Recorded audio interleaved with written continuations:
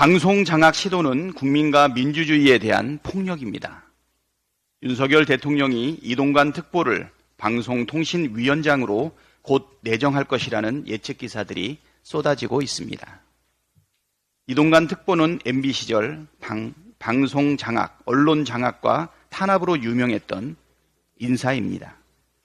언론 장악 기술자로 불리는 자를 방송통신위원장으로 내정하겠다는 것은 대놓고 방송 탄압을 하겠다는 선언이자 국민과 민주주의에 대한 폭력 행위의 다름 아닙니다.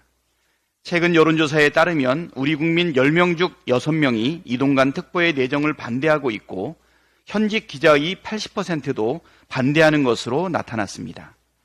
그럼에도 이동관 특보를 방송통신위원장으로 내정한다면 국민을 적으로 돌리고 민주주의를 노골적으로 탄압하겠다는 선전포고라고 해야 할 것입니다. 국민은 대통령실과 법무부의 인사검증 시스템이라는 것이 과연 존재하는지 질문하고 있습니다. 아들 학폭 무마에 개입해 낙마한 정순신 사태를 겪었음에도 불구하고 또다시 아들 학폭 논란이 불거진 이동관 특보를 내정하는 것은 일반적인 상식으로는 납득할 수 없기 때문입니다. 윤석열 정부의 인사검증은 법무부가 맡고 있습니다. 한동훈 법무부 장관은 정순신 사태 당시 몰랐다는 황당무계한 변명을 대며 인사검증 실패 책임을 미꾸라지처럼 빠져나갔습니다. 그러나 이동관 특보의 경우는 이런 변명이 전혀 통할 수 없습니다. 정순신은 몰랐다 치더라도 이동관은 온 국민이 알고 있습니다.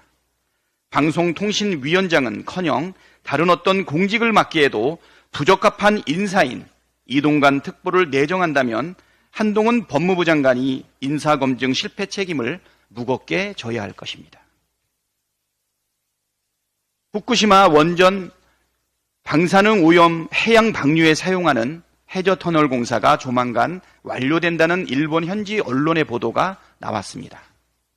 우리 국민의 불안과 염려가 커지고 있는데 정부와 여당의 대응은 한심하기 짝이 없습니다. 정부는 일일 브리핑을 열며 일본 자민당 정부 대변인 같은 해명이나 하고 있고 국힘당은 횟집에 가서 회를 먹는 게 대응입니다. 일본이 바다에 투기하는 핵 오염수는 마셔도 될 만큼 안전하기 때문에 우리 수산업 피해 지원 대책 논의는 필요 없다면서 횟집을 가는 것입니다. 이러다 다음에는 후쿠시마 원전 오염수 1리터씩 마실 태세입니다.